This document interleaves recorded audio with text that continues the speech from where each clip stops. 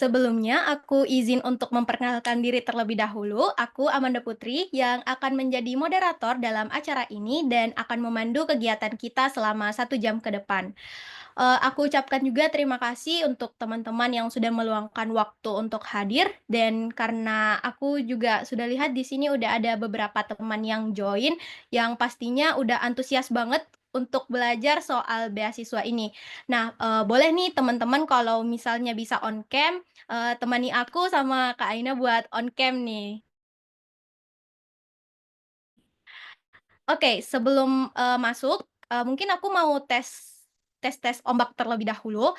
Jadi, buat teman-teman yang sudah ada di Zoom meeting, mungkin boleh nih ketik 1 kalau udah semangat untuk mengikuti webinar kita sore hari ini. Mungkin bisa di kolom chat diketikkan angka satunya.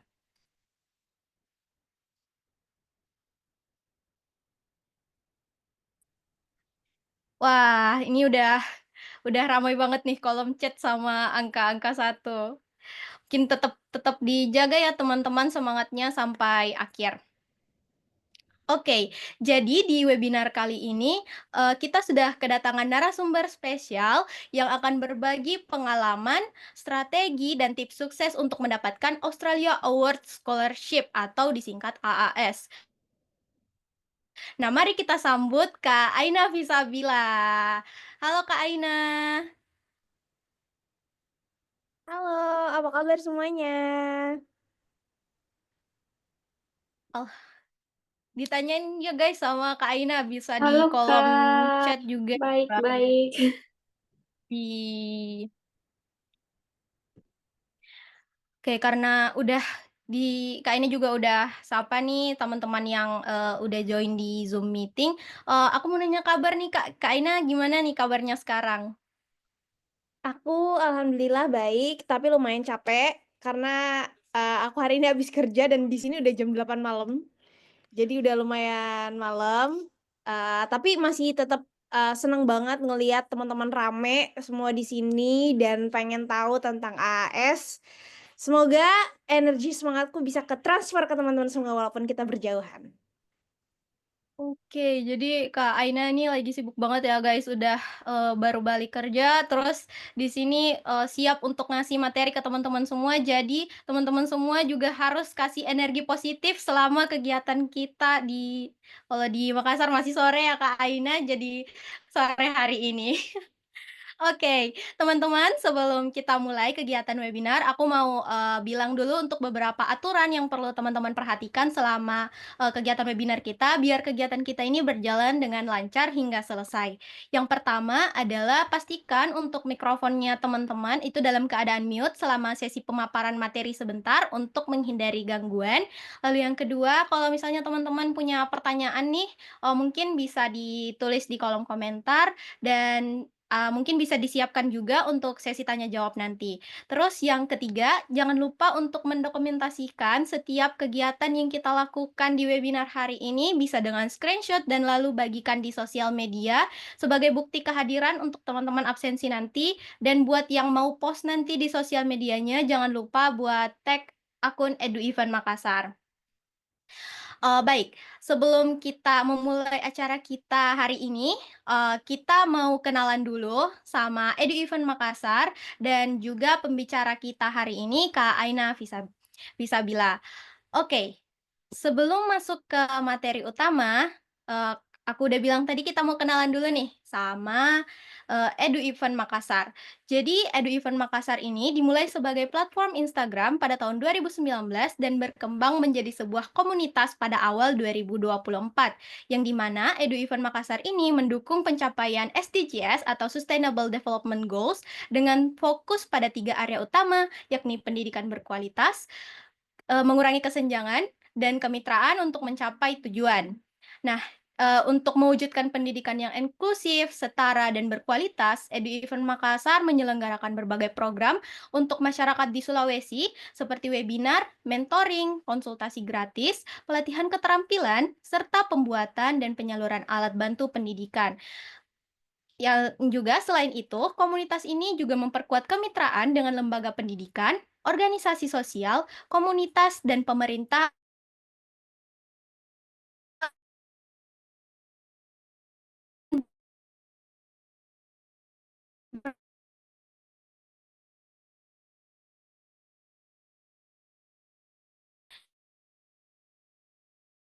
Aina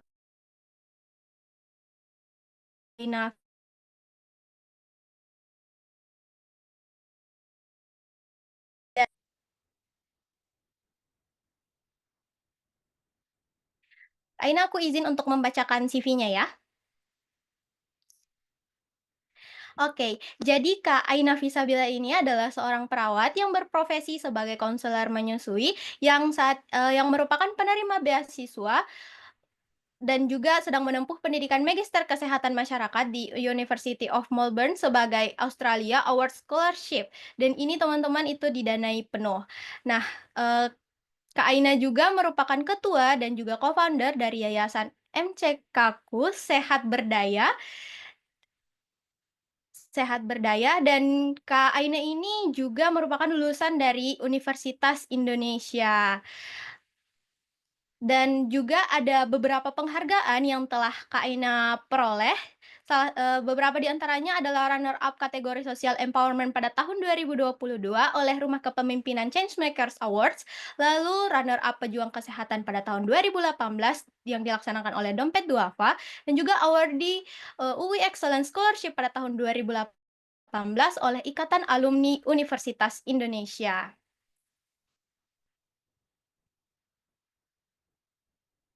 Nah, eee kalau dari CV-nya tadi itu udah keren banget ya Kak Aina, selama ini. Jadi, tanpa berlama-lama lagi, setelah teman-teman dengarkan nih, profil yang luar biasa dari Kak Aina, sudah saatnya kita masuk ke acara inti kita di webinar hari ini, yang mana kita akan mendengarkan pemaparan dari Kak Aina. Jadi untuk Kak Aina, waktu dan layar untuk pemaparan mengenai Australia Award Scholarship, aku persilahkan. Oke, baik. Makasih banyak Amanda udah membuka acara ini. Selamat sore untuk teman-teman semua dan selamat datang. Seneng banget ngeliat teman-teman yang antusias banget untuk mungkin daftar beasiswa Australia Awards. For your information aja, beasiswa Australia Awards ini masih buka sampai bulan April. Jadi kalau misalkan teman-teman pengen daftar, ini masih panjang banget waktunya. Boleh dipersiapin dari sekarang dan gak ada kata terlambat untuk memulai. Kecuali udah tutup ya teman-teman. Nah, kalau boleh tahu nih, aku ngobrol sama Amanda dulu deh. Sebelumnya Amanda ini masih kuliah kah atau udah lulus atau gimana nih Amanda? Kalau aku masih kuliah, Kak, sekarang udah masuk semester 6. I see. Berarti masih kuliah ya. Ini berarti teman-teman di sini mungkin masih banyak yang kuliah juga ya? Kemungkinan besar ini masih kuliah juga, Kak, rata-rata I mungkin see. S1. Wah, I see. Nah, malah kalau kayak gitu enak banget karena jadi teman-teman punya panjang banget waktunya untuk nanti mempersiapkan beasiswa Australia Awards karena jujur aja persiapan untuk beasiswa itu nggak bisa hanya dalam 1 bulan, 3 bulan, 6 bulan.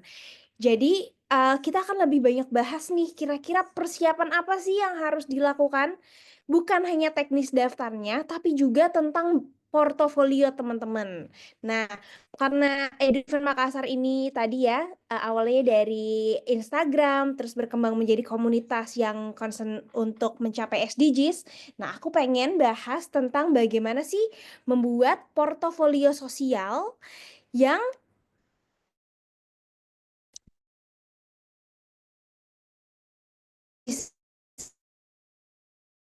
bisa memikat hati. Wah, aku mau isi ya teman-teman. Sama suamiku doang berdua, jadi aku harus sambil ganti-gantian ngomong anak. No, no, no, nggak boleh kebarin dong sayang. Anyway, oke, kita mulai ya. Bismillahirrahmanirrahim. Mana nih share-nya? Ini dia. Oke, kita mulai. Judulnya adalah Memikat Hati Panelis Beasiswa dengan Portofolio Sosial. Kenapa sih harus portofolio sosial? Karena aku tahu banget banyak teman-teman di sini, apalagi teman-teman dari Edo Event Makassar atau mungkin teman-teman yang tertarik ikutan komunitas-komunitas gitu, mungkin sering mendengar kayak volunteering, terus kegiatan pengabdian masyarakat, community development, itu kayaknya hal yang sangat, udah sering didengar gitu ya sama mahasiswa gitu. Nah, aku pun kayak gitu teman-teman. Jadi aku tuh sebenarnya bukan tipikal anak yang pintar. IPK aku jujur aja cuman 3,2. Tapi aku punya portofolio sosial yang itu menjadi salah satu kuncian aku untuk mendapatkan beasiswa Australia Awards. Nah, karena aku sadar aku bukan anak pintar, jadi aku mencoba untuk mencari nih kira-kira apa sih yang bisa appealing, bisa menarik untuk orang bisa menerima aku sebagai awardee beasiswa. Nah, ini tadi udah diperkenalkan sedikit oleh Kak Amanda. Aku dari lulusan UI, Fakultas Ilmu Keperawatan. Aku punya NGO di bidang sanitasi namanya MCK Aku Sehat Berdaya. Tahun 2018 pernah ikutan fellowship ke Amerika Serikat yang namanya YSEALI. Dan sekarang jadi awardee di Australia Awards. Nah, mungkin untuk teman-teman yang sekarang masih S1 dan mungkin mau mulai struggle sama skripsi, aku mungkin kira-kira bisa kasih gambaran sedikit sih. Untuk apa sih S2 itu gitu. Kayak aduh S1 aja mungkin udah susah gitu. Terus kira-kira S2 untuk apa ya? Nah, S2 itu kalau dari aku sendiri itu untuk tentu aja untuk meningkatkan pengetahuan, keterampilan, dan kompetensi. Apalagi sekarang itu kan aku tadi ya, jurusan S1-nya adalah keperawatan, kemudian di S2 ini aku ngambil public health. Jadi aku tuh selama sekolah di nursing, selama sekolah keperawatan, aku menyadari bahwa ternyata aku tuh nggak terlalu suka bekerja di rumah sakit gitu. Makanya aku lebih seneng untuk apa namanya berkegiatan sosial, terus abis itu ikutan community development dan kawan-kawan kayak gitu. Nah, makanya akhirnya aku memutuskan untuk mengambil jurusan public health, tidak melanjutkan di nursing gitu. Nah, terus tentu saja untuk memperluas jejaring, membuka kesempatan baru.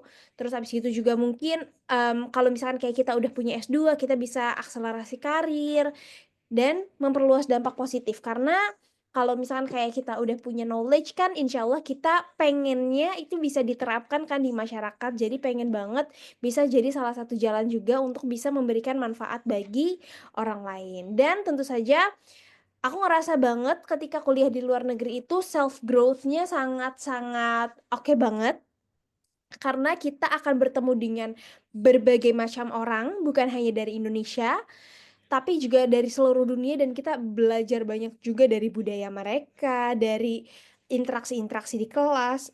Kalau aku jurusan kesehatan kayak aku juga bisa belajar dari mereka tentang sistem kesehatan mereka gimana, terus dan lain sebagainya. Jadi kayak banyak banget hal yang sebenarnya didapatkan selain dari ilmu jurusan S2 kita itu juga.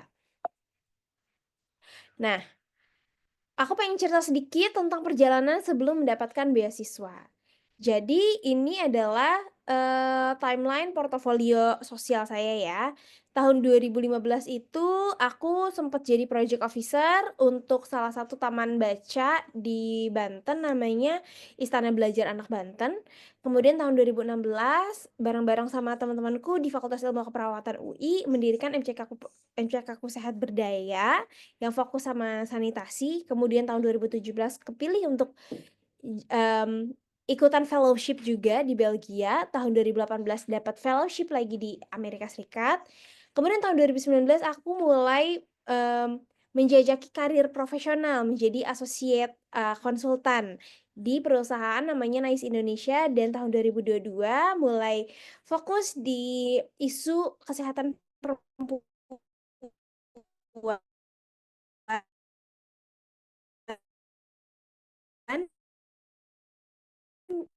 sehingga dia mendirikan sebuah web. Nah, karena nyata kepemimpinannya teruji dan aku seneng banget ketika turun langsung ke masyarakat kayak gini.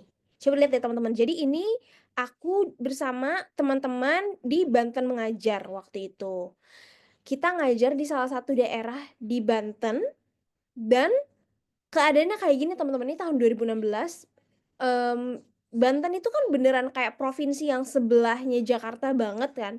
Tapi lihat deh, di sana tuh masih banyak juga yang kayak gini. Sekolah pada nggak pakai sendal, terus ada yang nggak punya seragam. Jadi bahkan kayak potret pendidikan kita di Banten yang sangat dekat yang sangat dekat dengan Jakarta aja masih menyedihkan kayak gini, gitu. Dan, waktu itu karena aku juga, sebagai mahasiswa keperawatan, aku notice tuh, aku menyadari bahwa ternyata masyarakat di sana itu nggak punya toilet. Jadi, banyak masyarakat yang mandi, cuci, buang air besar, buang air kecilnya itu di sungai. Dan, kesadaran mengenai sanitasi yang baiknya itu masih kurang banget, gitu. Nah, ini juga teman-teman, ini bukan aku ngambil dari Google, ini aku foto dengan HP kameraku sendiri, beneran di sana masih kayak gini. Di Pandeglang, Banten itu masih kayak gini. Kelasnya lantainya udah pada pecah-pecah, terus ininya pasir, tanah gitu, terus anak-anaknya juga ada kan nggak pada pakai sepatu, cuma pada pakai sendal jepit, terus gedungnya kayak gini, ya ampun tuh kayak aku sedih banget sih. Bahkan kayak, eee di daerah yang paling dekat dengan Jakarta aja masih mengalami hal yang kayak gini. Dan, orang-orang di sana untuk mendapatkan air bersih itu masih harus sangat sangat sangat struggle, masih harus sangat berjuang. Iya, if it's ready, nggak apa-apa. Nah, bahkan di sana kayak anak-anak itu yang bertugas untuk mengambil air di rumah tetangga atau di tempat penampungan air terdekat, gitu. Sehingga akhirnya aku kepikiran tuh sama temen-temen kayak apa ya yang bisa kita lakukan dengan apa, eee, permasalahan yang udah ada kita lihat di depan mata kita kayak gitu loh. Okelah kita udah ngajar nih anak-anak SD, ngajarin apapun itu berhitung, belajar mata pelajaran, tapi kan kita juga tahu bahwa kesehatan ini juga penting gitu untuk mendukung anak-anak ini agar bisa terus belajar, bisa terus memiliki pendidikan yang oke.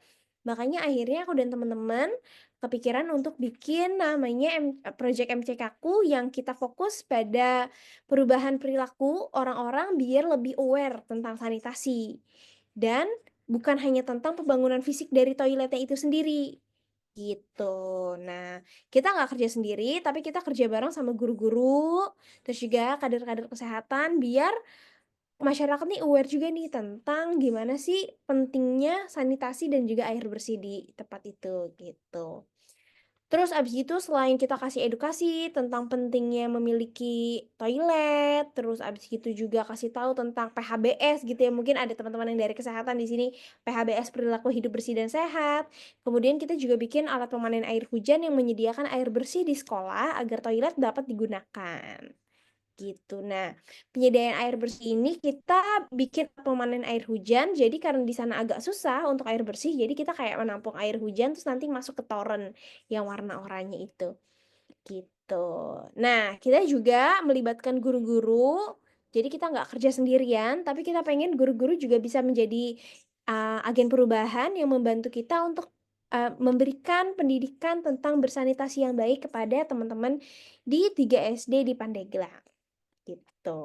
Nah, kita juga, mencoba untuk membuka nih wawasan adik-adik yang tinggal di Pandeglang untuk main ke Jakarta dan belajar tentang pengelolaan air, tentang sanitasi, sehingga mereka nanti bisa cerita sama teman-teman yang ada di sana, yang ada di Pandeglang, yang ada di kampung mereka bahwa toilet adalah suatu hal yang lumrah gitu, yang ada di setiap rumah gitu. Itu bukanlah suatu hal yang apa ya, bukan suatu hal yang mewah gitu, tapi itu suatu hal yang ya emang harus ada gitu di dalam rumah, sehingga mereka juga pengennya tuh timbul kesadaran gitu untuk memiliki toilet dan,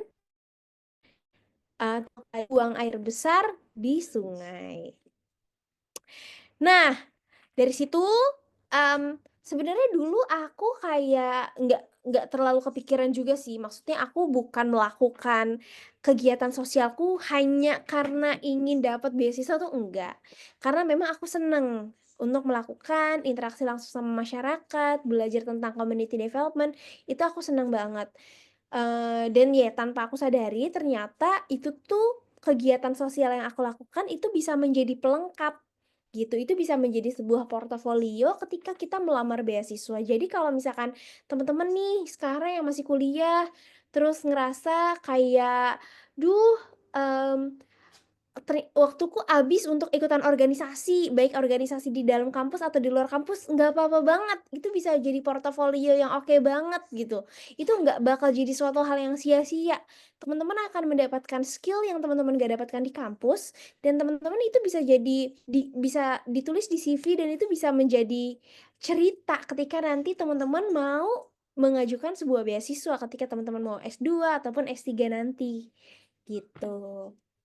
Nah, untuk beasiswa Australia Award sendiri, itu, sebenarnya Australia itu kan agak deket ya dari Indonesia ya, nggak negara yang jauh-jauh banget, apalagi nih dari Makassar itu kayak deket banget gitu kan sama Indonesia Timur gitu.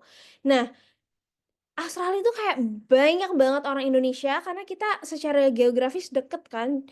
Nah, bahkan 24% dari seluruh warga Indonesia yang belajar di luar negeri itu hampir, berarti kan hampir seperempatnya itu ada di Australia. Jadi kalau misalnya teman-teman ke Australia, kayak banyak banget yang nanti teman-teman denger ngomongnya bahasa Indonesia, kayak gitu. Saking banyaknya. Nah, terus habis itu, 7 universitas terbaik di dunia itu ada di Australia. Kemudian juga Australia Awards atau Australia itu, mereka sangat mengutamakan gender equality, mereka sangat, mendukung untuk teman-teman yang punya disabilitas, mereka sangat mendukung, tentang mental health gitu. Jadi enak banget kuliah di Australia karena mereka udah sangat aware, udah sangat paham tentang gender equality, tentang, disabilitas, tentang, mental health. Jadi, kuliahnya tuh serius tapi santai, gitu. Nah, untuk beasiswa Australia Award sendiri itu adalah sebuah beasiswa untuk S2 maupun S3 yang diberikan oleh Department of Foreign Affairs and Trade di kawasan Indo-Asia Pasifik. Jadi, beasiswa Australia Awards ini bukan hanya untuk orang Indonesia. Nah, nanti ketika teman-teman keterima beasiswa AAS, itu nanti teman-teman juga akan menambah jejaring, bukan hanya sesama award dari Indonesia, tapi ada dari Bangladesh, dari India, dari Pakistan, dari Maldives, dari, Nepal.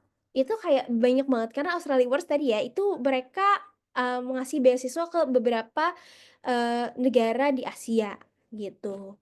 Dan mereka ini tadi ya, karena mereka sangat, mmm mementingkan tentang kesetaraan, jadi mereka juga sangat mendukung untuk, teman-teman pendaftar dari kelompok sasaran pemerataan, yaitu dari provinsi yang memang ada prioritasnya, kemudian penyandang disabilitas, dan juga perempuan dari kelompok rentan, gitu. Tapi memang beasiswa Australia Awards ini tidak semua jurusan di-cover, hanya ada beberapa jurusan yang sesuai dengan pembangunan Australia, di antaranya bidang ketahanan kesehatan, stabilitas, dan juga pemulihan ekonomi. Nah, ini ada beberapa fasilitas beasiswa AS. Yang pertama, tentu saja tuition fee ya. Dana, kuliahnya gratis tis, dan ketika nanti kita datang ke Australia itu akan dikasih kayak, dana kedatangan awal gitu. Karena kan mungkin pas pertama datang di Australia tentu saja kita kayak harus cari rumah, kita harus, cari tempat tinggal, terus habis itu, beli barang-barang kayak gitu itu nanti di-cover gitu. Sebentar ya teman-teman. Kemudian juga untuk dana pendukungnya itu, kita dikasih uangnya bahkan bukan bulanan, kita dikasih uang saku itu setiap 2 minggu, kemudian asuransi kesehatannya ditanggung, transportasi pulang pergi itu ditanggung, jadi pertama kali berangkat dan nanti kepulangan juga ditanggung sama Australia Awards. Kemudian buat teman-teman yang, terkendala dengan IELTS itu nanti juga bisa di-cover sama Australia Awards. Dan Awards juga uniknya punya namanya reunion airfare, atau misalkan kayak teman-teman yang kuliahnya 2 tahun di Australia dan tidak membawa keluarga, itu nanti dapat satu kali pas 1 tahun, itu dikasih tiket pulang untuk ketemu sama keluarga, gitu. Mereka sangat considerate banget untuk tentang hubungan-hubungan kayak gitu-gitu. Nah, dan sebelum tiba-tiba nanti sekolah di Australia, teman-teman akan dipersiapkan secara akademik. Nanti ada persiapannya namanya pre-departure training, biasanya teman-teman akan disiapkan dari, selama 6 minggu atau sampai 3 bulan tergantung dari nilai IELTS teman-teman berapa. Nanti pas di Australia gitu juga ada persiapan akademik lagi biar teman-teman nggak kaget karena pasti adanya perbedaan kultur akademik antara di Indonesia dan di Australia gitu kan. Jadi Australia Awards ini paket komplit banget. Mereka sangat considerate dan memahami bahwa teman-teman ini pasti ada perbedaan dan butuh waktu untuk adaptasi sehingga diberikan dukungan-dukungan seperti itu. Nah, ini ada beberapa list kampus yang bisa dituju. Ini banyak banget. Ini sebenarnya hampir semua kampus di Australia bisa jadi tujuan. Tapi mungkin ada beberapa kampus privat yang tidak bisa jadi tujuan untuk Australia Awards ya. Nah, ini tadi ya kita udah bahas 3 bidang prioritas dari Australia Awards. Nah, ini ada beberapa jurusan prioritasnya. Yang pertama untuk ketahanan kesehatan itu ada di pencegahan penyakit menular, manajemen kesehatan, pelayanan kesehatan, kesehatan ibu dan anak, dan lain sebagainya. Ini untuk temanya di bawah ketahanan kesehatan. Kemudian tema yang kedua adalah stabilitas. Itu ada mengenai hukum, politik, pemerintahan, manajemen, resolusi konflik, gender, disabilitas, dan juga cyber security. Kayak gitu. Dan yang ketiga, tentang pemulihan ekonomi, itu jurusannya ada perdagangan, ekonomi, infrastruktur, tadi ya, air dan sanitasi, bahkan peternakan, pertanian, itu juga termasuknya di bawah pemulihan ekonomi. Bahkan mungkin sekarang banyak teman-teman yang tertarik dengan isu perubahan iklim, itu juga menjadi salah satu jurusan yang menjadi prioritas untuk diterima beasiswa Australia Awards. Nah, untuk teknis pendaftarannya, itu sebenarnya ini semua ada di website Australia Awards Indonesia. Jadi ini bukan suatu hal yang rahasia, tapi ini beneran ada terpampang jelas di website australiaawardsindonesia.com kalau misalkan teman-teman googling. Jadi nanti harus mengunggah dokumen, terus abis gitu juga mengisi esai, dan nanti ada dipertimbangkannya berdasarkan esai yang disubmit dan juga kelengkapan dokumen yang diunggah. Nah, kandidat yang memenuhi syarat secara kualitas esai itu dilihatnya kenapa minta sama Tetenya belum ditanya. Oh iya, nanti ya. Sebentar ya, nggak boleh dong. Nah, kandidat yang dilihat itu esainya tentang apa sih? Nah, nanti kita bahas ya tentang esainya, tapi CV dan portofolio juga menjadi salah satu pertimbangan yang paling penting kita mendaftarkan Australia Awards. Gitu. Sebentar. Oh iya. Oke, nanti dulu. Yang lain yang bisa dulu ya. Bentar, nanti aku kesini lagi. Nah, terus abis itu kalau misalkan nanti teman-teman udah lolos secara esai, secara CV, nanti teman-teman akan ada tes lanjutan, yaitu ada tes psikometri, kemudian langsung wawancara, dan juga kalau misalkan teman-teman di awal belum menyertakan IELTS, maka nanti akan ada tes IELTS.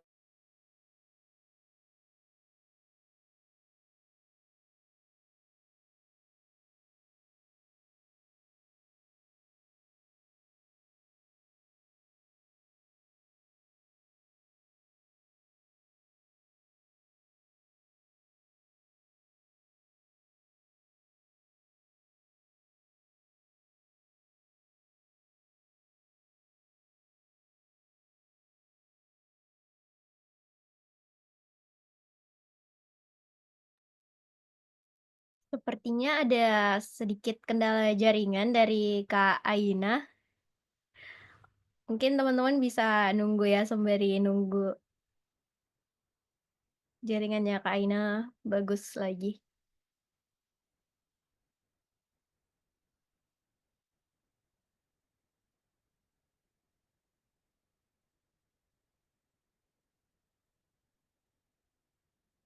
Oh ya teman-teman juga ini ya udah boleh nyiapin pertanyaan siapa tahu sepanjang pemaparan tadi. Ah, Halo, maaf ya Kak Aina. kelempar. Ini ada masalah jaringan, sorry ya. Ampun ya, di Australia ada aja masalah jaringan, ternyata bukan hanya di Indonesia, guys. Oke, Udah kita lanjut udah ya. Maaf banget ya, teman-teman. Kak, dilanjut, Kak. Mantap. Oke. Nah, ini ya tadi kita udah sampai sini. Em, jadi kriteria kandidatnya itu ini ya tadi yang udah aku bilang, bahkan kayak nggak perlu IP yang kayak bagus di atas 3,5 tuh enggak gitu. Bahkan kayak lulusannya itu IP yang di request sama AS itu cuma 2,9. Pasti bisa dong 2,9 mah ya kan, minimal 3 lah. Itu pasti teman-teman udah bisa daftar beasiswa Australia Awards. Jadi nggak perlu kayak ngerasa aduh kak aku nggak pinter, aku nggak bisa gitu-gitu loh. Sebentar ya. Nah, lanjut. Nah, kriteria kandidat yang kedua itu kalau misalkan bahkan teman-teman datang dari kelompok sasaran pemerataan itu, teman-teman hanya perlu punya IP 2,75. Nanti teman-teman bisa lihat apa sih sasaran pemerataan itu, mana sih provinsi yang termasuk dengan sasaran pemerataan itu gampang banget, itu bisa langsung di Google sekarang juga di Australia Awards Indonesia di websitenya. Nah, terus karena sekarang lagi hype hype hashtag kabur aja dulu. Nah, ini Australia Wars nih nggak bisa nih nggak pulang nggak bisa stay lama di Australia. Dia tetap wajib kembali di Indonesia setelah menyelesaikan pendidikan gitu. Jadi mungkin bisa kabur pas sambil belajar, tapi nggak bisa kabur terus-terusan gitu. Karena Australia Awards investasi nih ke para awardee-nya untuk bisa menyelesaikan masalah di Indonesia walaupun sekarang ya kelihatannya agak-agak hopeless ya, tapi ya Bismillah ya. Semoga bisa kita bareng-bareng untuk menjadi lilin-lilin kecil lah ya gitu. Nah, ini untuk beasiswa masternya ada beberapa persyaratan bahasa Inggrisnya, TOEFL-nya, bisa ITP, IBT atau juga IELTS gitu. Dan yang menarik dari beasiswa Australia Awards adalah jadi boleh untuk daftar master kedua gitu. Jadi ada temenku yang udah dapat beasiswa LPDP, sorry bukan, beasiswa kampus S2-nya, terus dia master lagi yang kedua dengan beasiswa AAS gitu, dan itu nggak apa-apa banget. Atau ada yang udah S2 dengan biaya sendiri di Indonesia, terus ngerasa masih kurang ilmunya, pengen ngambil second master, itu boleh banget di Australia Awards gitu. Jadi nggak harus kalau udah S2 bolehnya daftar S3, enggak. Jadi boleh banget untuk second master, third master gitu, itu boleh banget juga. Tergantung dari kebutuhan teman-teman. Nah, ini untuk beberapa syarat bagi TNI, PNS, dan Polri, dan juga ASN. Ya.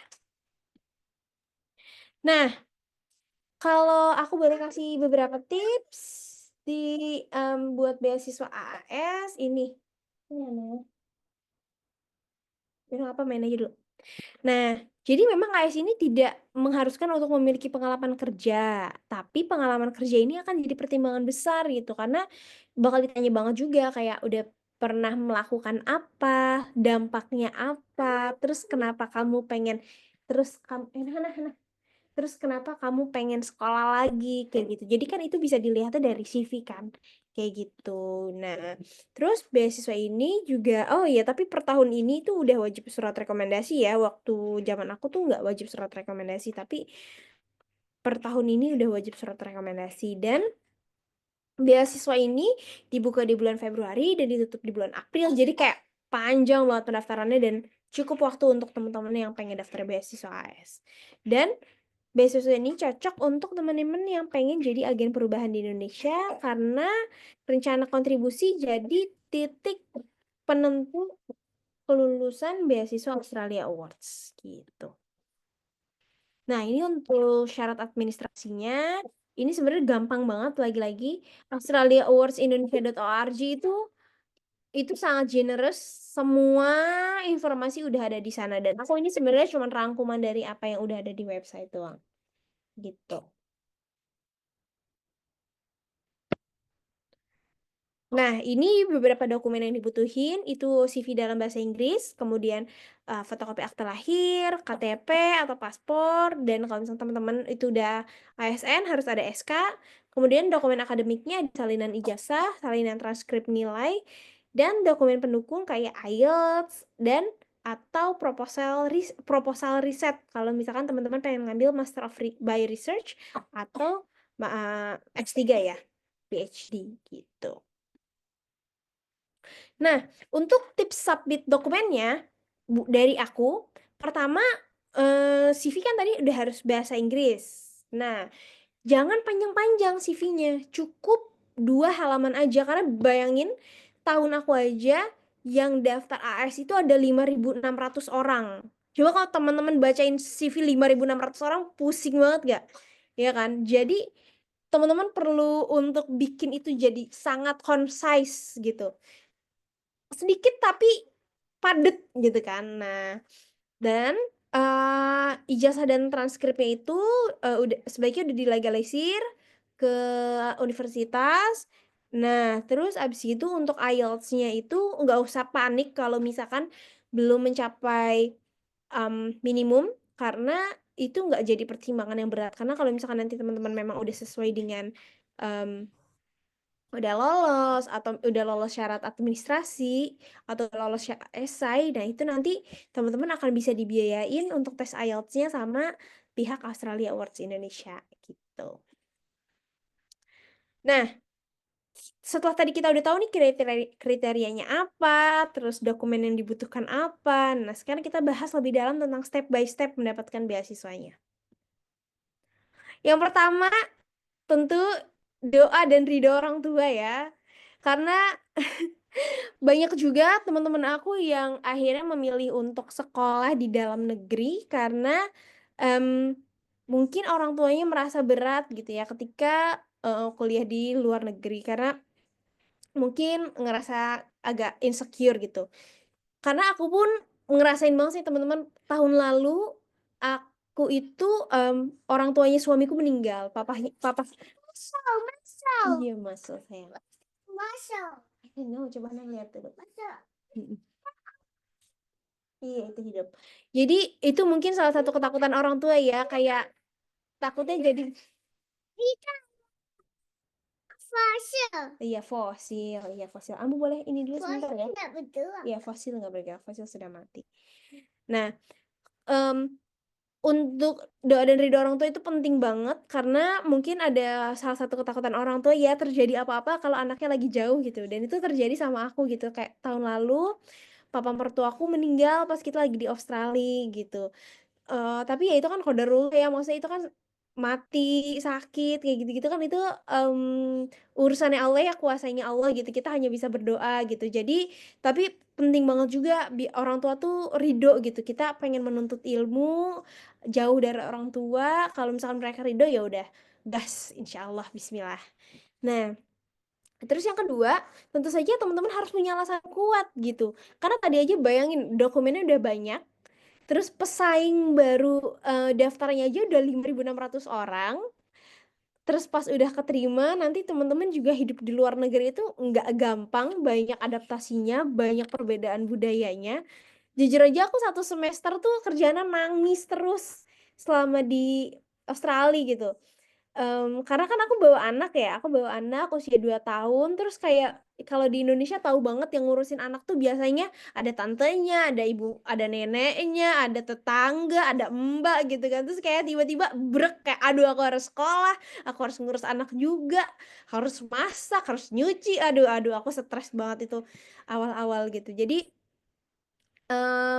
alasan yang kuat untuk menjadi bahan bakar menghadapi rintangan itu harus banget gitu. Dan itu akan menjadi penyemangat kita ketika kita lagi down, ketika kita mungkin ngerasa overwhelmed sama tugas-tugas kuliah gitu. Nah, kalau aku kan pengen banget mendalami kesehatan masyarakat biar bisa memahami sistem kesehatan gitu kan. Karena selama ini kan aku kerjanya sebagai nurse juga kan di rumah sakit kita yang menjadi pelayan masyarakat gitu kan.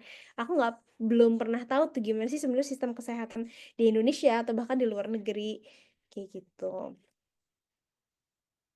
Nah, terus yang ketiga, menentukan jurusan yang diminati itu penting banget juga. Karena tadi ya, jangan sampai kita udah sampai S2 masih ngerasa salah jurusan, gitu kan. Jadi kayak penting banget untuk tahu jurusan yang diminati itu apa. biasanya kita bisa mensinkronkan dengan rencana karir atau rencana kontribusi ke depannya, gitu. Dan itu bisa dilihat dari, kita buka website kampus, terus kita lihat nih, jurusan apa yang kira-kira kita minat, terus nanti dibuka aja. Biasanya kalau kampus-kampus luar negeri dia jelas, kayak dia akan belajar apa, subjeknya apa aja, kurikulumnya kayak gimana, itu bisa dilihat, gitu. Bahkan kayak, School of Public Health, aku kan di University of Melbourne ya, School of Public Health di University of Melbourne dan School of Public Health di Australian National University misalkan, itu mereka punya kurikulum yang berbeda. Mata kuliahnya tuh beda juga gitu. Jadi make sure bahwa, universitasnya, oke, dan juga, kurikulumnya itu sesuai dengan apa yang teman-teman pengen pelajari, kayak gitu. Nah, terus yang keempat, persiapan belajar IELTS. Nah, ini juga penting nih untuk, karena IELTS ini, eee, kalau buat aku waktu itu, aku udah nyiapin IELTS dulu dari jauh-jauh hari, gitu. Jadi biar ngurangin satu beban lah gitu kan. Karena kan kalau misalnya kayak kita tadi belum IELTS, kita, oke lah kita udah lulus, seleksi administrasi gitu kan. Tapi akhirnya kita jadi punya 2 PR nih, harus tes IELTS juga, terus harus tes wawancara juga, tuh kayak pusing banget gitu kan. Nah, kalau misalnya kayak kita udah punya IELTS di awal atau misalnya kayak kita udah punya tes bahasa Inggris, nah kita bisa mengeliminir satu stresor nih. Gitu. Jadi menurut aku untuk persiapan bahasa Inggris ini bisa disiapkan di awal-awal dulu sebelum kita mendaftarkan beasiswa, karena itu jadi kunci banget juga ketika nanti teman-teman mau apply, LPDP, AAS, Fulbright, apapun beasiswa itu biasanya mereka require untuk attach, hasil tes bahasa Inggris. Bahkan nanti ketika teman-teman daftar di kampus, gitu. Jadi kalau saranku, persiapan IELTS atau tes bahasa Inggris itu bisa di awal sebelum kita daftar beasiswa. Nah, ini juga tadi ya, masih nyambung sama yang tadi tentang tes IELTS, kadang kita ngerasa nggak yakin nih apakah kita udah siap ya untuk, tes bahasa Inggris gitu. Tapi, kalau aku rasa sih kita emang selalu ngerasa nggak siap gitu. Salah satu cara untuk siap adalah kita daftar aja. Jadi kita punya deadline gitu, "Ah, tinggal 1 bulan lagi aku harus belajar," gitu. Tapi kalau misalnya kayak, "Ah, nanti ah belajarnya, nanti ah daftarnya nanti ah," gitu, kita kayak nggak punya target gitu loh. Nah, menurut aku kayak mendingan daftar tapi dari jauh-jauh hari, H-2 bulan, H-1 bulan, jadi kita bisa ngitung mundur gitu. Jadi kita bisa termotivasi. Kalau misalnya kayak kita nggak punya target kapan kita mau tesnya, biasanya kayak sering banget demotivasi buat belajar. Gitu. Nah, yang keenam adalah riset beasiswa yang jadi target. AAS itu hanya satu dari banyak banget scholarship yang ada di Indonesia ini. LPDP itu beasiswa yang paling mainstream tapi juga paling generous. Teman-teman bisa milih universitas manapun di dunia, di Amerika, di Jerman, di Prancis, Jepang, itu teman-teman bisa pilih. Tapi kalau Australia Award cuma di Australia aja, gitu. Terus ada beasiswa Fulbright dari pemerintah Amerika, ada Erasmus dari pemerintah Eropa, Uni Eropa, kayak gitu. Jadi riset nih, kira-kira mana sih beasiswa yang cocok buat teman-teman. Kalau tadi Australia Awards ini adalah mereka memilih orang-orang yang mau jadi agen perubahan. Dan juga banyak penerima beasiswa AS itu adalah ASN gitu, karena mereka pengen membuat suatu perubahan kebijakan atau menempatkan orang di suatu posisi yang strategis gitu loh. Tapi kalau bikin teman-teman pengennya jadi akademisi, mungkin ada beasiswa lain yang lebih cocok gitu misalkan untuk teman-teman. Jadi jangan hanya fokus sama satu beasiswa gitu. Cobain aja karena kita nggak pernah tahu rezeki kita yang mana gitu kan. Tugas kita adalah mengetuk semua pintu gitu. Kemudian, siapkan dokumen. Tadi ya dokumennya udah aku jelasin, ada ijazah, transkrip akademik, CV, IELTS, surat rekomendasi, esai atau personal statement itu disiapin dari jauh-jauh hari. Apalagi esai. Itu bisa banget untuk, ditulis dan minta feedback dari alumni yang, penerima beasiswa tersebut, gitu. Nah, 8 adalah identifikasi orang-orang yang dapat menjadi pemberi rekomendasi, dan ini nggak penting menurut aku ya, nggak terlalu penting misalkan kayak tiba-tiba dapat rekomendasi dari Pak Jokowi gitu, tapi Pak Jokowi nggak pernah ketemu sama kita, cuman kayak kop surat Jokowi Presiden Indonesia atau apapun itu gitu, kayak itu nggak terlalu penting gitu. orang yang memberi beasiswa itu kan dia nggak kenal ya sama kita. Terus dia dapat CV kita, dia dapat esai kita, bisa aja itu hanya self claim, ya kan? Tapi kalau misalkan ada surat nih dari pemberi rekomendasi, dia ngejelasin kita itu siapa, dia jadi tahu, oh ternyata apa yang dia tulis di CV, apa yang dia tulis di esai itu bukan self claim. Itu beneran dia lakukan gitu loh. Jadi dia punya perspektif, menambah perspektif si pemberi beasiswa gitu. Makanya carilah orang yang bisa bener-bener tahu kamu itu siapa, pernah mengerjakan apa. Makanya biasanya yang jadi pemberi beasiswa pemberi rekomendasi itu adalah dosen pembimbing akademik, atau misal kalau kita udah kerja itu atasan kita di kantor, atau misalkan, ketua komunitas, gitu. Nah, beberapa tips untuk, mendapatkan beasiswa, buat aku sih, eee, gabung di grup belajar, itu mendukung banget. Jadi mungkin kadang kita ngerasa demotivasi, ngerasa lagi sibuk terus nggak bisa ngejar timeline dan kawan-kawan. Nah, adanya grup itu kayak semakin menyemangati kita gitu loh. Nah, kemudian terus abis itu memiliki teman belajar IELTS juga bisa menjadi penyemangat. Nah, yang 3 adalah jurusan dan kampus masih bisa berubah seiring perjalanan. Jadi kalau misalkan di AAS, walaupun nih misalkan kayak di, aplikasinya kita nulis aku waktu di awal aplikasi AAS milih universitasnya adalah Australian National University sama University of Sydney gitu.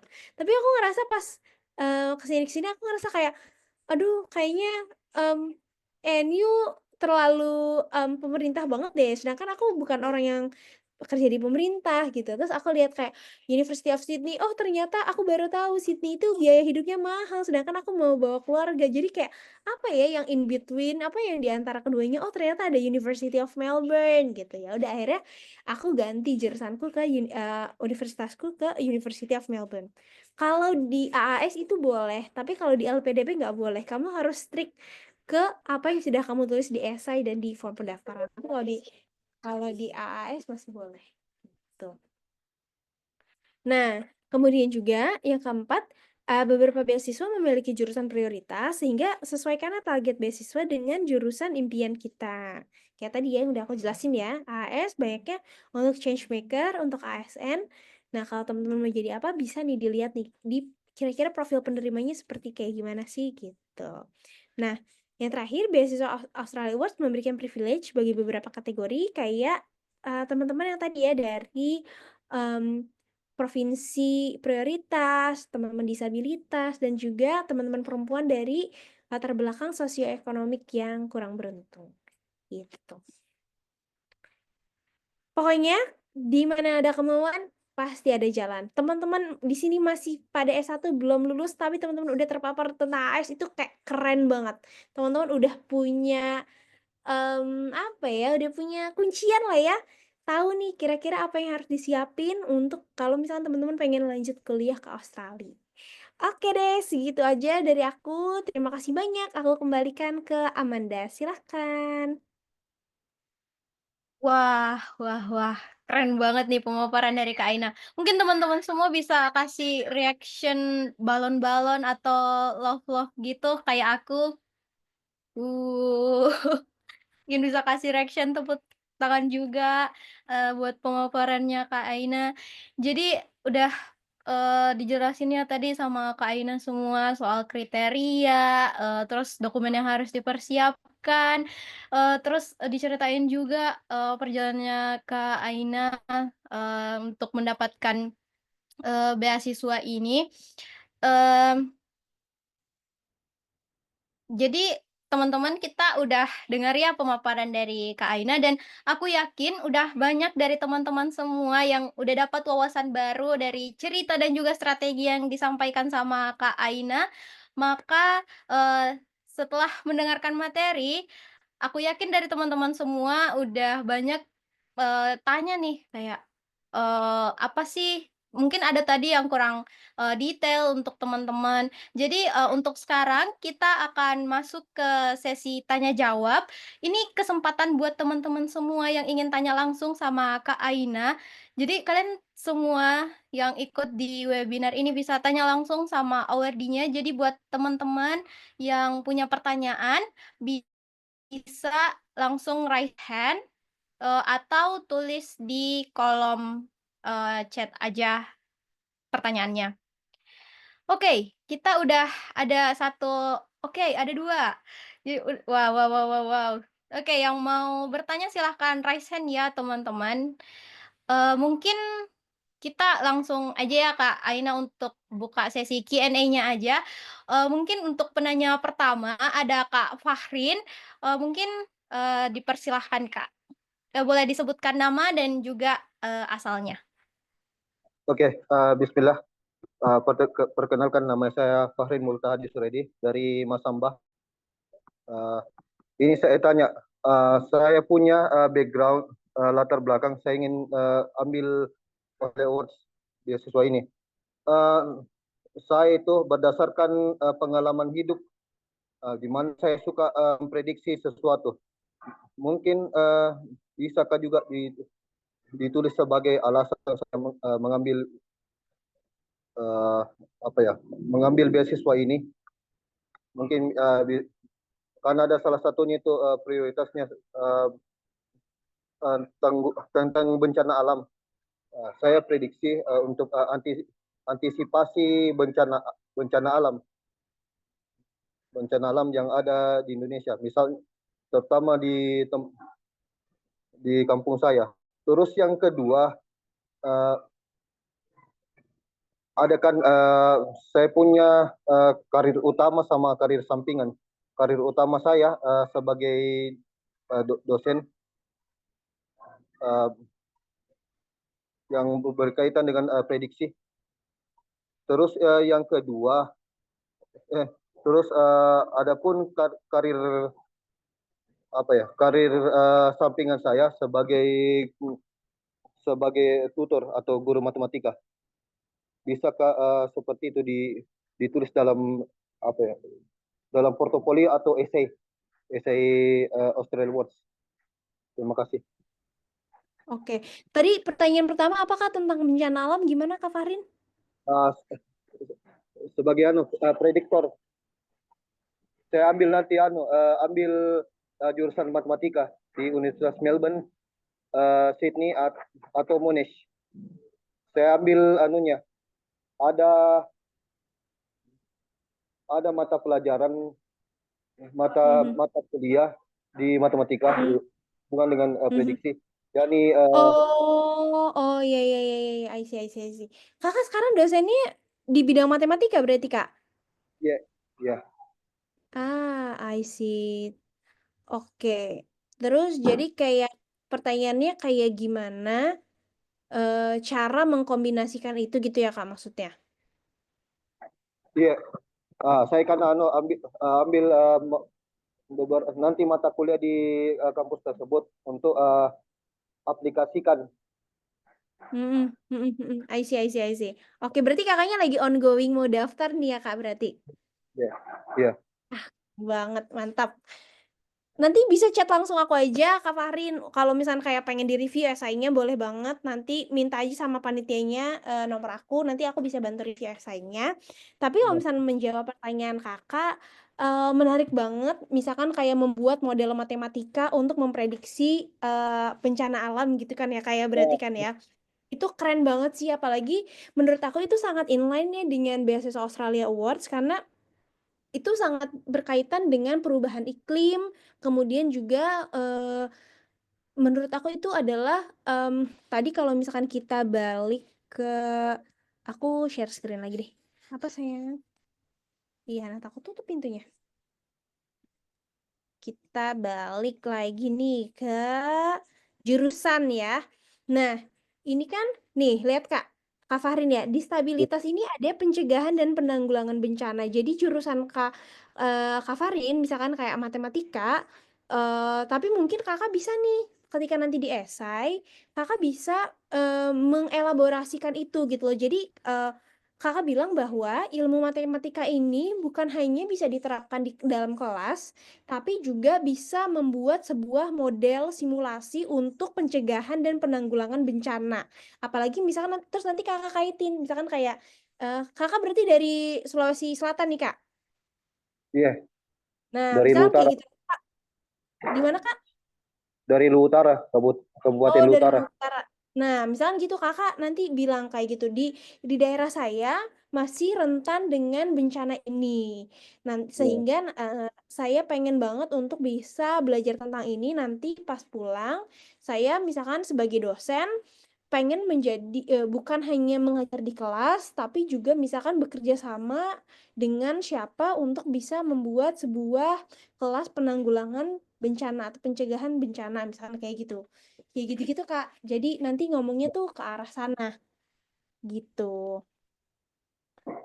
Nanti kalau misalnya kayak mau teknisnya, esainya nulisnya kayak gimana, bisa chat aku langsung aja.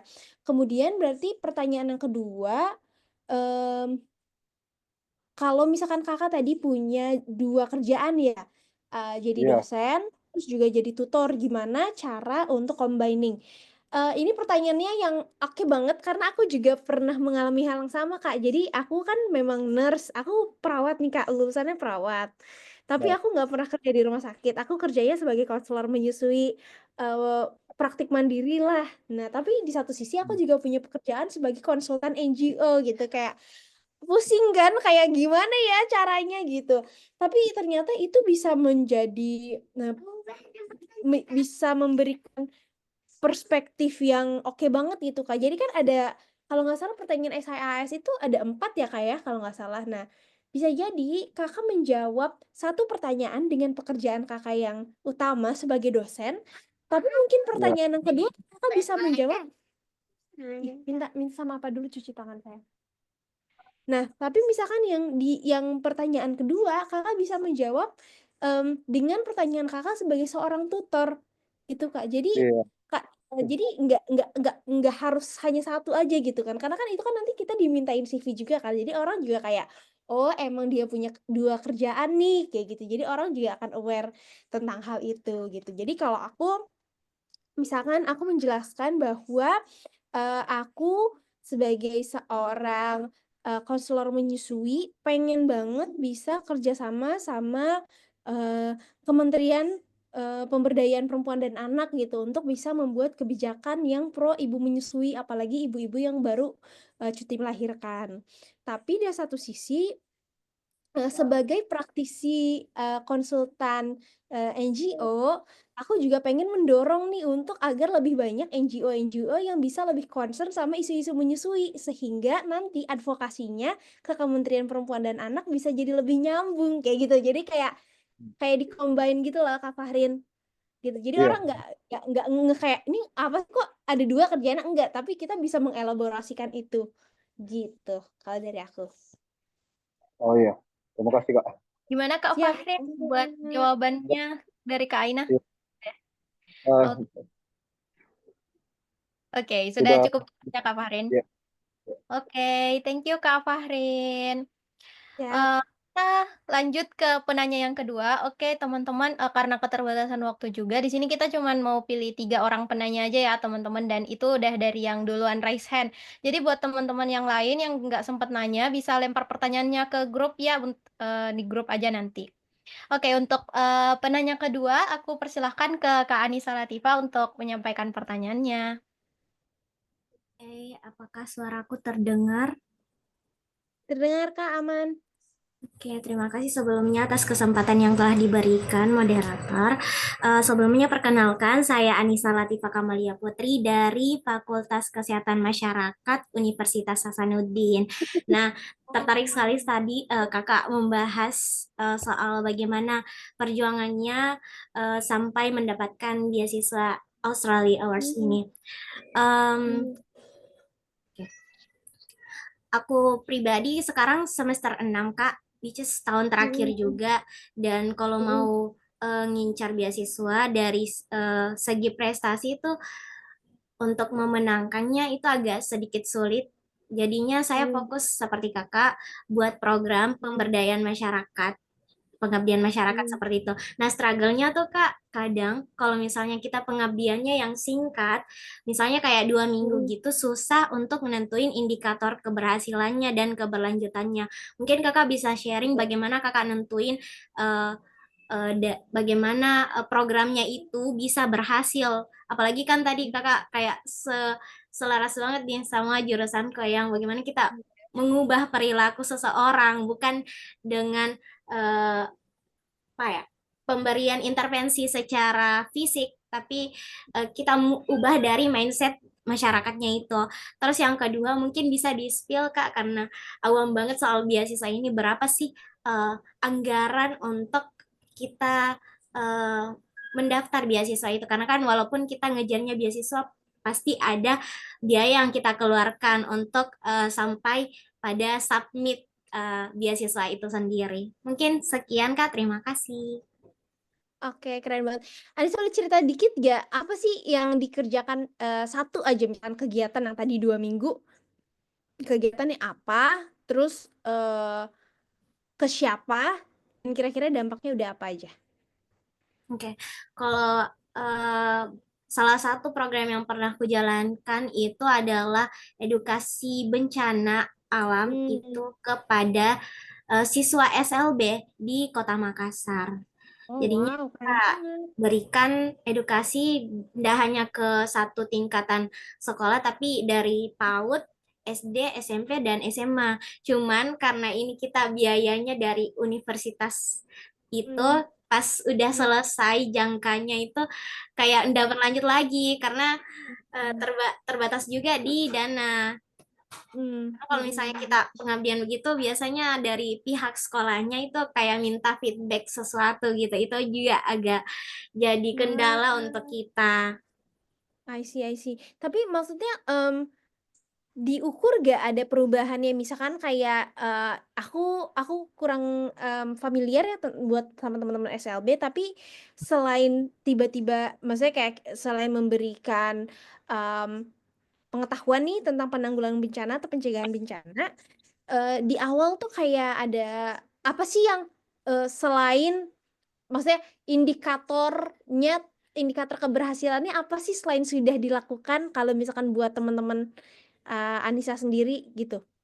Jadi Apakah mereka peningkatan pengetahuan kah? Atau perubahan dari perilakunya kah? Atau gimana? ya, kalau dari pengalamanku kemarin tuh kita fokusnya bagaimana mereka itu bisa sudah mengenali. Jadi kita adakan pre-test dulu, lalu di akhir program kita adakan Wow, tes. Ini agak seru.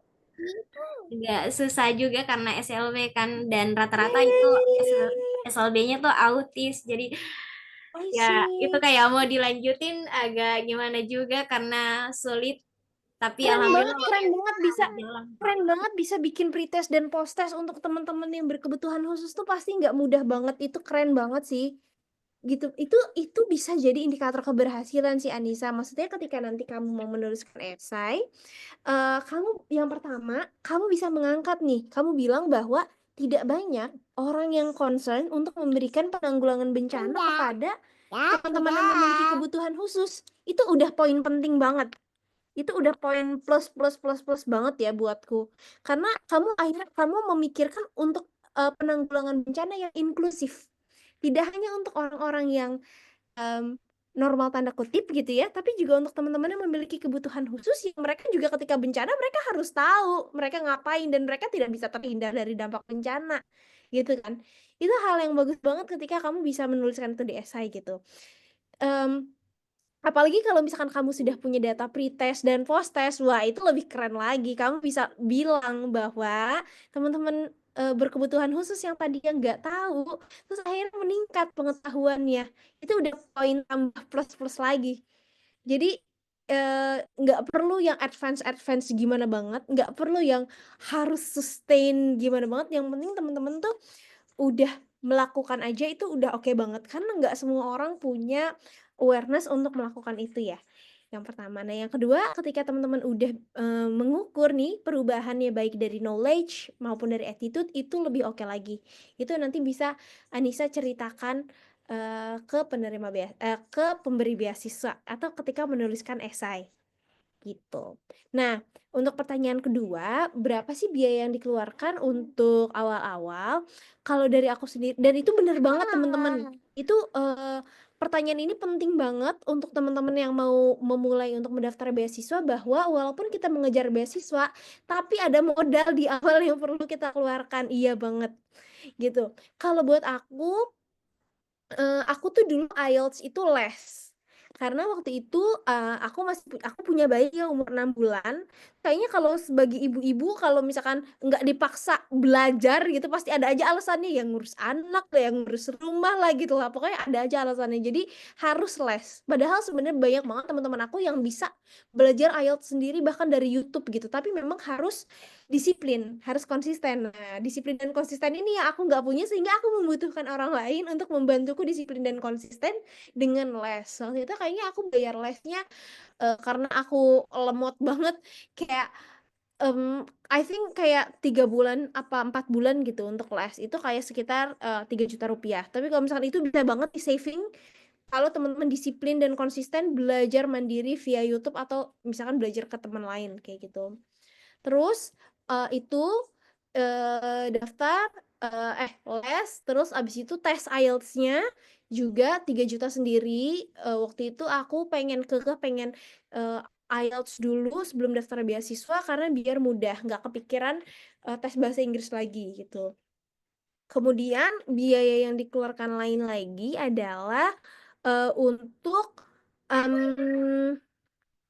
translate, oh iya, untuk translate akte kalau nggak salah. Karena akte yang zaman dulu kan itu belum pakai bahasa Inggris. Jadi translate akte em, ke notaris itu juga. Terus apa lagi ya yang aku iniin? Kayaknya itu aja deh yang kayaknya berasa besar untuk di awal-awal mendaftar beasiswa. Sisanya kayak minta surat rekomendasi gratis, daftar gratis. Kayaknya buat aku itu sih yang paling berat di awal. Karena kalau misalkan nanti keterima beasiswa Australia Awards, kayak biaya visa, biaya medical check up, itu akan di cover sama beasiswa Australia Awards gitu. Semoga menjawab ya, Nisa. Kayaknya Kak Anissa tiba-tiba terlempar keluar. Lempar ya? Nggak apa-apa. Iya. Oke, kita anggap Kanisa udah menjawab ya untuk pertanyaan ini karena kita juga udah punya recording. Oke, untuk satu pertanyaan terakhir ya teman-teman, kita cukupkan untuk 3 penanya saja. Aku persilahkan kepada Kak Darwin untuk menyampaikan pertanyaannya dan akan langsung dijawab oleh Kak Aina. Silahkan Kak Darwin.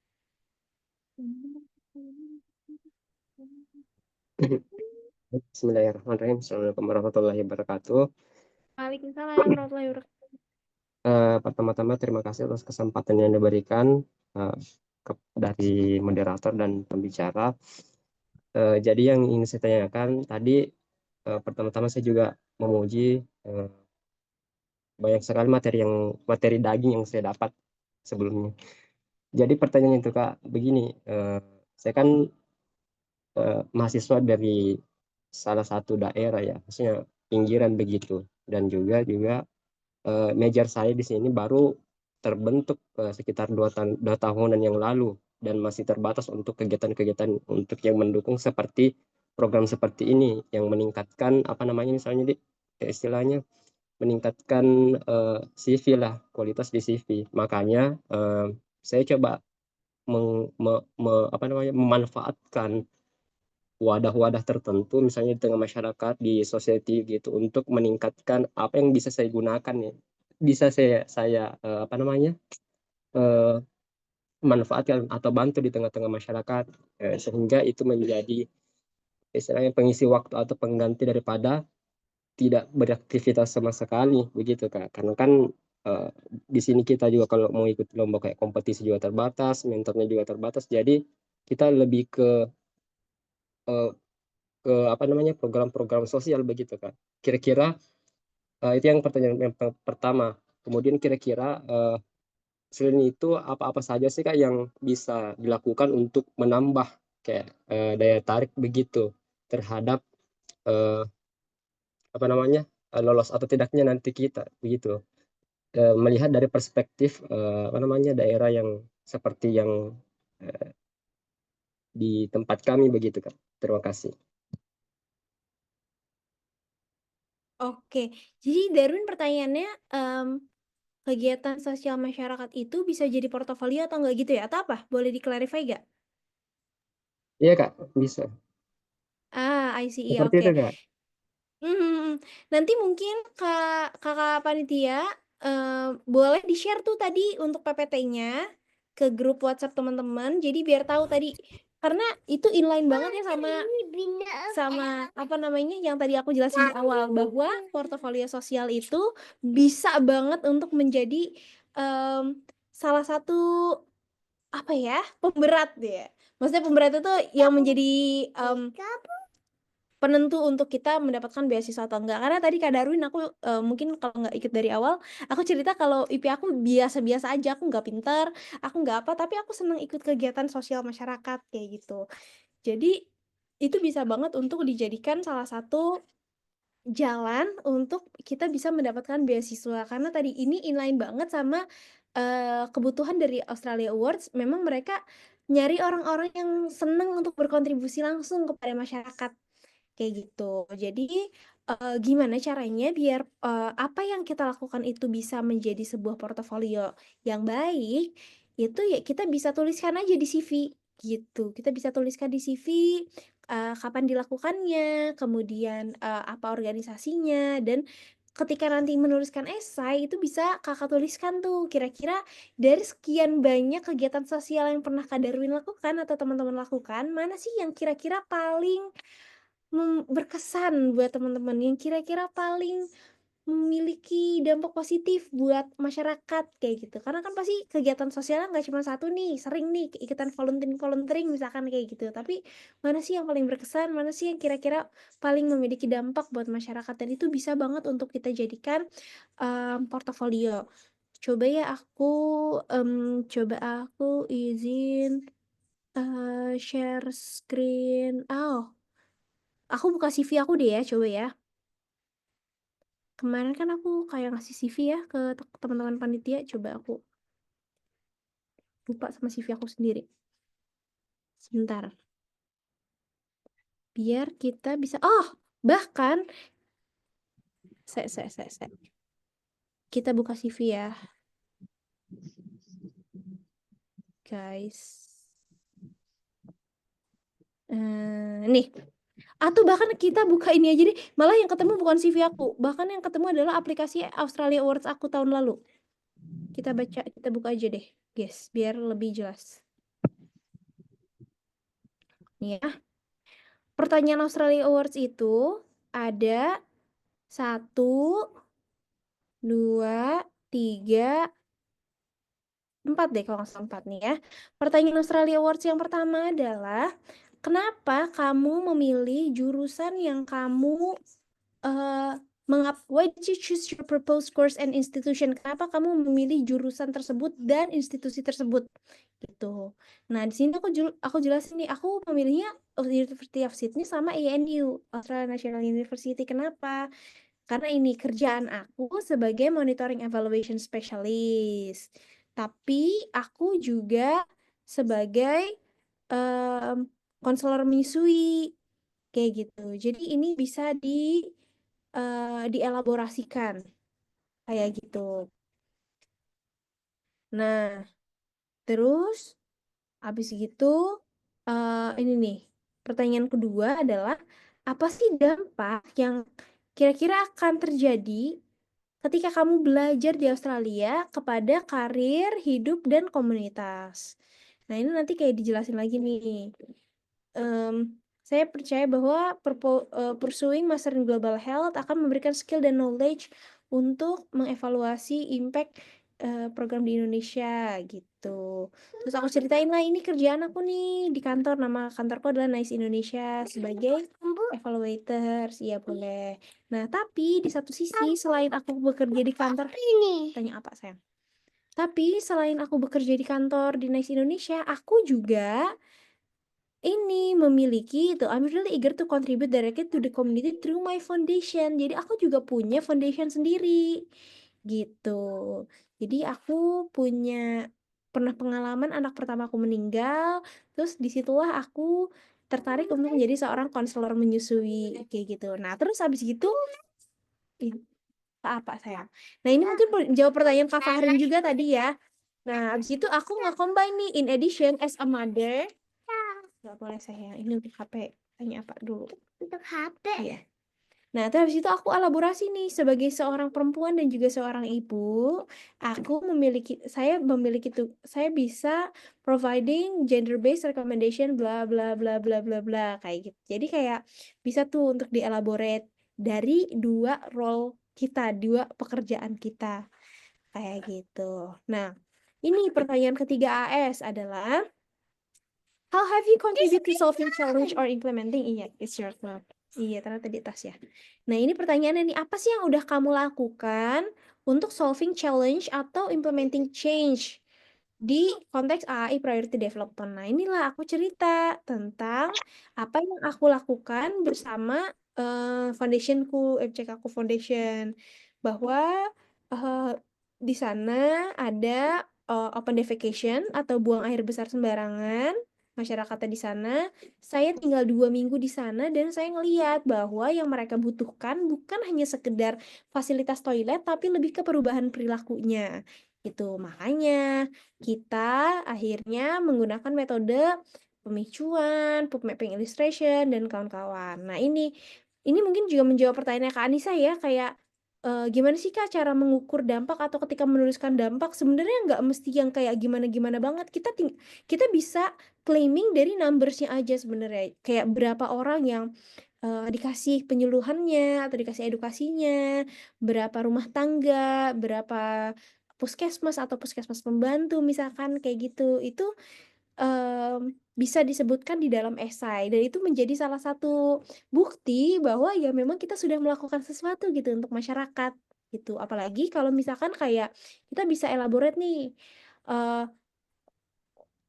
saya udah melakukan sesuatu dan ternyata orang lain merekognisi, mengaknowledge gitu apa yang sudah kita lakukan.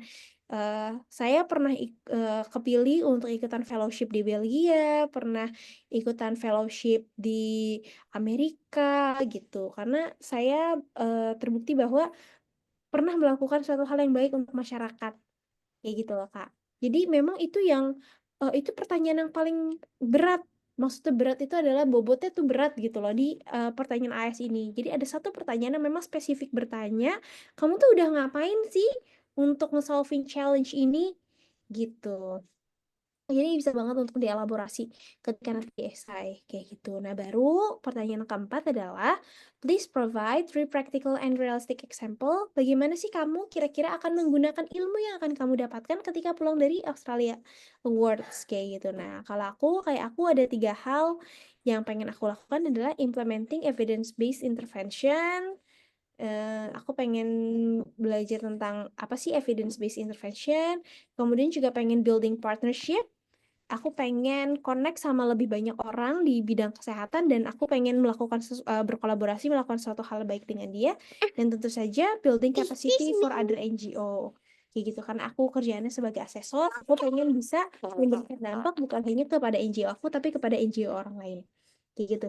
Jadi kebayang ya teman-teman, maksudnya kayak tadi gimana sih ternyata kegiatan sosial kita itu beneran bisa bermanfaat untuk kita tuliskan di dalam esai pertanyaannya gitu. Jadi memang kalau misalkan kalau teman-teman pernah tahu tentang esainya LPDP itu memang beda ya. Dia cuma satu pertanyaan tapi panjang sekali harus kita jelaskan. Kalau pertanyaan esainya Australia Awards itu dia berbentuk pertanyaan kecil-kecil kita harus jelasin kayak gitu. Menjawab gak ya Kak Darwin untuk pertanyaan pertamanya? Siap Kak, menjawab Kak. Jawab. Tadi pertanyaan keduanya apa ya? Mungkin ke apa-apa saja yang menguatkan apa namanya eh, ketika kita nanti saat mendaftar begitu bahwa orang ini bisa nih eh, terpilih sebagai awardee begitu Kak. Iya, Kan iya. ya, Tadi gitu.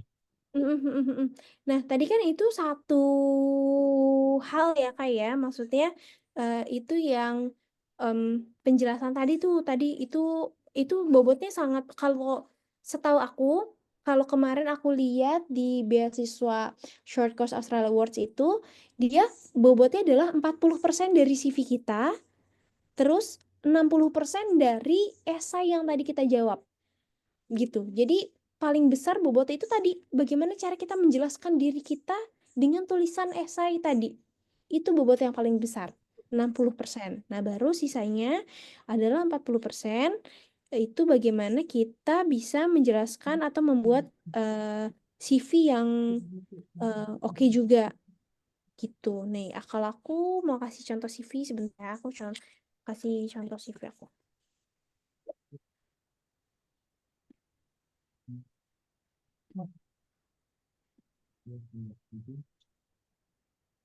Kak, Kasih contoh CV sebentar ya. Aku cari dulu.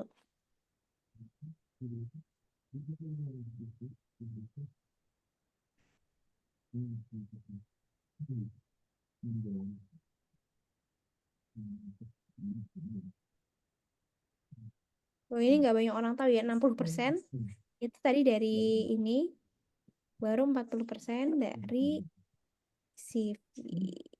Oke.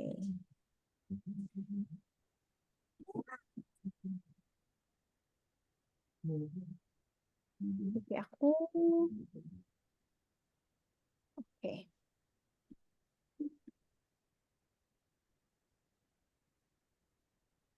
Semoga udah kelihatan ya, CV. Nah, modelnya, iya saya nempel ya rambutnya. Jadi ini model template CV, template CV of model Australia. Jadi nanti kayak nama yang besar, teman-teman di tengah kayak gini, kemudian di bawah kontak yang bisa dihubungin. Ini profilnya apa? Itu kayak penjelasan singkat tentang diri kita. Terus kira-kira kompetensi yang dimiliki apa? Nah, baru pengalaman kerjanya gitu. Aku pernah kerja di sini, di sini, di sini, di sini, kayak gitu. Kemudian pendidikannya pernah kerja di mana aja, terus punya sertifikasi apa aja, bla bla bla. Terus pernah ikutan workshop apa dan pernah mendapatkan beasiswa apa, jelasin di sini sedikit-sedikit. Abis itu pernah dapat punya achievement apa, bisa jelasin sedikit. Dan kira-kira kalau kita punya orang yang bisa ditanyain bener gak sih ini CV-nya dia, itu kira-kira siapa gitu. Nah, ini 2 halaman ini aja, 2 halaman ini yang punya bobot 40% dalam penerimaan beasiswa AS. Nah, 60%-nya esai yang tadi kita bahas gitu. Tapi nanti CV dibikinnya dalam bahasa Inggris ya. Ini yang aku kasih contohnya dalam bahasa Indonesia. Nanti kayak tinggal ditranslate pakai bahasa Inggris saja. Biasanya ada profil, kompetensi, pengalaman kerja, pendidikan, sertifikasi, workshop dan beasiswa yang pernah didapatkan, achievement yang pernah didapatkan, dan juga kira-kira referensinya siapa yang bisa ditanyain tentang keabsahan atau kebenaran dari CV yang telah kita buat ini. Gitu. Semoga menjawab ya, Darwin. siap-siap Kak. Aku kembalikan ke Amanda. Oke, mungkin untuk sesi Q&A karena kita sudah mencapai 3 orang penanya, jadi buat teman-teman yang masih, pengen nanya-nanya lebih detail lagi dan belum sempat untuk dijawab langsung nih sama Kak Aina, seperti yang udah dibilang tadi untuk bisa kirim pertanyaannya ke grup dan kita panitia akan teruskan ke, Kak Ainanya. Oke, setelah dari sesi Q&A ini, udah pasti kita udah di penghujung acara ya teman-teman. Jadi terima kasih banyak ke Kak Aina udah bagi wawasan nih soal Australia Award Scholarship dan juga pengalamannya, tips-tips yang sangat berharga. Bahkan tadi udah dikasih lihat ya guys, cara jawab pertanyaannya, terus CV-nya Kak Aina juga. Dan aku yakin berangkat dan keluar dari Zoom meeting ini teman-teman udah banyak dapat inspirasi dan motivasi untuk ngejar impian untuk studi ke luar negeri. Jadi sebelum kita bubar nih teman-teman dari Zoom meeting ini, kita akan melakukan sesi dokumentasi terlebih dahulu. Jadi buat teman-teman boleh nih untuk on cam karena kita semua akan foto bersama. Ayo guys, kita on cam. Jangan malu-malu guys. Kita di sini mau lihat muka-muka cantik dan gantengnya teman-teman semua yang ada di sini. Ayo guys, on cam, ayo.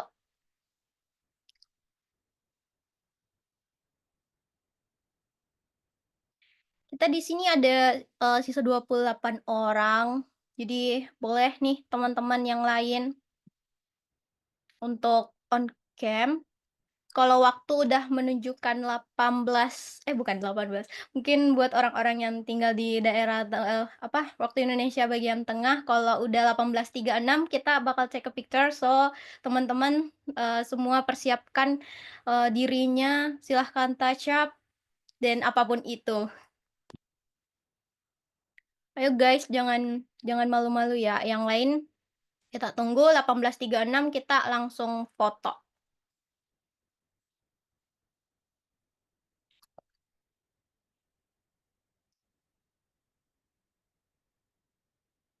Kak Wafi sama Kak Ariska nih dalam satu tempat ya, Kak?